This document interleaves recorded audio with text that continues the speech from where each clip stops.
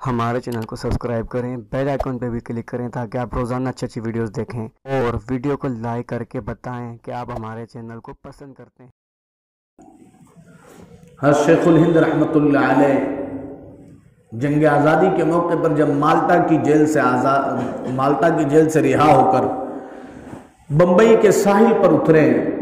تو بڑے درد سے یہ بات ارشاد فرمائی کہ مالٹا کی جیل سے میں 2 چیزیں لایا ہوں۔ لوگ سوچے شاید کوئی راز واز ہوں گا، کوئی ایسی بات ہوں گی کہ وہ 2 نسخے ایسے ہوں گے جس سے سارا ملک ہی اب آزاد ہو جائے گا اور مسلمانوں کی جو حکومت ختم ہوئی وہ واپس لوٹ آئے گی، ایسی کوئی چیز ہوگی۔ کہا کہ ایک تو یہ کہ جگہ جگہ قرآن کے سمجھنے، بڑوں کے لیے کہ قرآن فہمی، کہ قرآن کو سمجھیں، اس کے درس شروع کیے جائیں کہ بڑے حضرات قرآن کریم کو سمجھیں، مسجد میں، دیہاتوں میں، شہروں میں، گلی گلی، نگر نگر قرآن کریم کو سمجھ کر پڑھنے والے لوگ ہوں۔ اور دوسری چیز کہ جگہ جگہ مکاتب قرآنیہ، مکاتب دینیہ کا نظام، جس سے ہماری آنے والے نسلوں کے عقائد، ان کی دینی ساخت، ان کا دینی تشخص برقرار رہے۔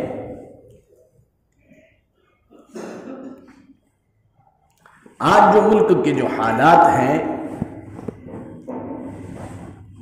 ملک کے حالات یوں ہی اچانک نہیں ہو گئے ہیں۔ آپ کو شاید یاد ہوگا جس وقت برما کے مسلمانوں پر ظلم ستم ڈھایا جا رہا تھا، برما کے مسلمانوں کو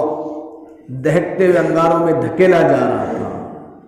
ان کی آبادیوں میں آگ لگائی جا رہی تھی، اسی منبر و محراب سے میں نے کہا تھا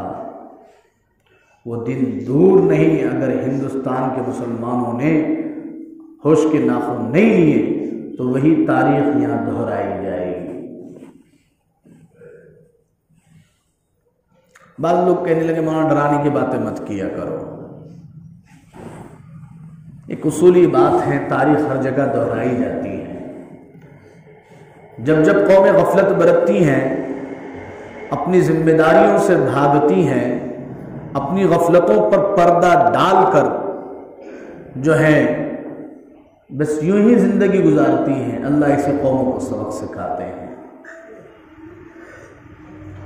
لیکن گھبرانے مایوس ہونے کی ضرورت نہیں۔ آج ملک میں جو صورتحال ہے یہ صرف مسلمانوں کے لیے نہیں ہے، اس ملک کے سبھی لوگ، پسماندہ طبقات کے جتنے لوگ ہیں، سب کے لیے یہ قانون جو اس وقت آیا ہے سب کے لیے تکلیف دہ ہے۔ لیکن ضرورت اس بات کی ہے کہ پورے ملک میں ہر سماج، ہر معاشرے کے لوگوں کے درمیان اس کو اجاگر کیا جائے، اس قانون کی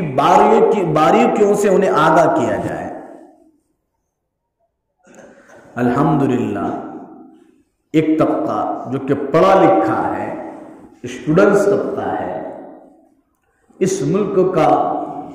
جوان طبقہ ہے، اس کے ذریعے سے اللہ نے پورے ملک میں ایک روح پھونک دی ہے۔ لوگ سڑکوں، چوراہوں، گلی کوچیوں میں نکل کر جو ہے اپنی جو ہے اس قانون کے خلاف آواز بلند کر رہے ہیں۔ لیکن ظالم ہے کہ یہ ساری چیزیں دیکھنے کے باوجود اپنے ارادے اور عزائم سے پیچھے ہٹنے کے لیے تیار نہیں، جبکہ یہ 3% لوگ ہیں۔ کتنے؟ اور 3% لوگوں کو ملک کی ساری سہولتیں دے دی گئی ہیں، اور 97% جو آبادی اس ملک کی ہے ان لوگوں کے لیے 3% جو رعایت ہے وہ رعایت کا بھی اختیار ان کو نہیں دیا جا رہا ہے۔ آج کیا حال ہے ملک کا؟ آج ملک پھر سے غلامی کی طرف جا رہا ہے۔ میں نے یہ بات کہی تھی کہ جب ضرورت پڑے گی تو یہی بوریا نشین لوگ، یہی مسجد و منبر و محراب کے سنبھالنے والے لوگ، جنہوں نے ملک کو آزاد کرا کے اپنی مسندوں کو سنبھالا تھا، پھر اگر ملکوں کو ضرورت پڑے گی تو وہ پھر اپنی مسندوں کو، اپنی خانقاہوں کو، اپنی جو ہے چٹائیوں کو اور اپنی جو ہے درسگاہوں کو چھوڑ کر پھر اس ملک کے لیے قربانی دینے کے لیے وہ آگے آئیں گے اور آ رہے ہیں۔ لیکن اس کے ساتھ ساتھ پچھلے ہفتوں میں بھی میں نے یہ بات کہی کہ اللہ تبارک و تعالیٰ نے جب ملک میں امن و شانتی کے دن تھے، ہر طرح کی مجھے اور آپ کو آزادی حاصل تھی، ہم نے اپنی ذمہ داریوں کو کتنا ادا کیا؟ گزشتہ ہفتے میں نے کہا کہ اللہ تبارک و تعالیٰ ظالمین کو ہلاک کب کرتے ہیں؟ جب حجت پوری ہوتی ہے ظالمین کے خلاف، ورنہ اللہ تو ظالموں کو مسلط کرتے ہیں۔ اور یہ حالات کوئی اتنے خطرناک حالات نہیں ہیں، حالات تو اس سے زیادہ خطرناک آئے ہیں اہل ایمان پر۔ وجہ یہ ہے کہ مسلمان قرآن نہیں پڑھتا تو گھبرا جاتا ہے۔ قرآن کی تلاوت برائے نام تلاوت ہے، قرآن کو سمجھتے نہیں ہیں، پچھلی قوموں کے حالات کو پڑھتے نہیں ہیں، اپنے اکابر اسلاف اور پرکھوں کی واقعات اور ان کی زندگیوں پر نگاہ نہیں ہے، اس وجہ سے گھبرا جاتے ہیں۔ بڑے بڑے فرعونوں نے اپنے سروں کو ابھارا ہے، لیکن ہر دور میں اللہ نے کسی موسیٰ کو کھڑا کیا جس نے فرعون جیسے لوگوں کے جو ہے سروں کو جو ہے نیست و نابود کر کے جو ہے حق کا جو ہے علم بلند کیا ہے۔ اور حالات کیسے کیسے آئے اور کتنے خراب اتر آئے، جس کو قرآن میں اللہ کہہ رہے ہیں، ام حسبتم ان تدخلوا الجنة ولما يأتكم مثل الذين خلوا من قبلكم ام حسبتم ان تدخلوا الجنة، کہ تمہارا یہ گمان ہے، تمہاری یہ سوچ ہے کہ تم جنت میں داخل ہو جاؤ گے، وَلَمَّا يَأْتِكُمْ مَثَلُ الَّذِينَ خَلَوْا مِن قَبْلِكُمْ، تمہارے سامنے تم سے پہلے لوگوں کی مثالیں ہیں، وہ تمہاری جیسے، وہ کیسے لوگ تھے کہ ان کے اوپر کیسے حالات آئے، مَسَّتْهُمُ الْبَأْسَاءُ وَالضَّرَّاءُ وَزُلْزِلُوا، جب مصیبتیں آئیں ان کے اوپر انہیں جھرجھرایا گیا، تکلیفوں اور مشقتوں میں انہیں کھینچا گیا، جلتے ہوئے انگاروں پر انہیں لٹایا گیا، آروں سے چیرا گیا، کنووں کے اندر انہیں ڈھکیل کر کنووں کو اوپر سے بند کر دیا گیا، جس کی تفسیر میں مفسرین نے ساری تفصیلات بیان کی۔ مَسَّتْهُمُ الْبَأْسَاءُ وَالضَّرَّاءُ وَزُلْزِلُوا، پھر کیا ہوا، حَتَّى يَقُولَ الرَّسُولُ وَالَّذِينَ آمَنُوا، یہاں تک کہ رسول اور وہ لوگ جو رسول پر ایمان لائے تھے وہ پکار اٹھے، کیا پکار اٹھے، مَتَىٰ نَصْرُ اللَّهِ، کہ اللہ کی مدد کہاں ہے، اللہ کی مدد کب آئے گی؟ جب ظلم اتنا ہو گیا کہ لوگوں کو آگ میں دھکیلا گیا، لوگوں کو آروں سے چیرا گیا، لوگوں کو جو ہے ہستے بستے شہروں کو کھنڈرات میں تبدیل کیا گیا، تو پھر رسول اور رسول کے ہاتھ پر جو لوگ ایمان لائے تھے وہ لوگ پکار اٹھے، متی نصر اللہ، اتنی آزمائش میں ڈالا گیا تم سے پہلے لوگوں کو، جبکہ ان کے درمیان کون موجود ہے، رسول موجود ہیں۔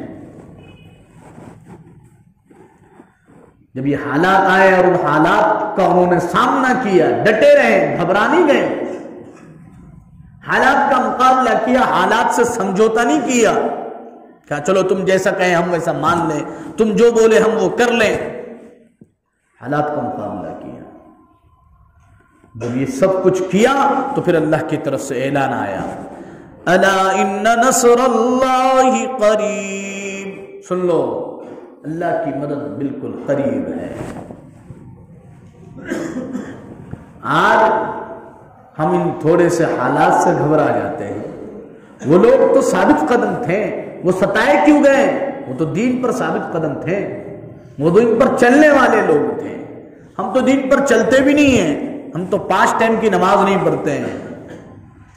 ہمیں تو قرآن کیا کہتا وہ نہیں پتہ ہے، ہمیں تو ہمارے بستر اچھے لگتے ہیں، ہمیں ہمارے کاروبار تجارت کی منڈیاں اچھی لگتی ہیں، اور حال یہ ہے ہم صرف سمندر کے اس جھاگ کی طرح ہو گئے ہیں جو جتنی تیزی سے آتے ہیں اتنی تیزی سے لوٹ جاتے ہیں۔ ظلم کے خلاف اور باطل کے خلاف جمنا سیکھو، حالات کا مقابلہ کرنا سیکھو، حالات سے گھبرا جانا اور حالات کو دیکھ کر مایوسی اور خوف میں مبتلا ہو جانا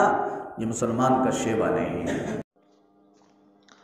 ستم سازیوں میں جو بے باک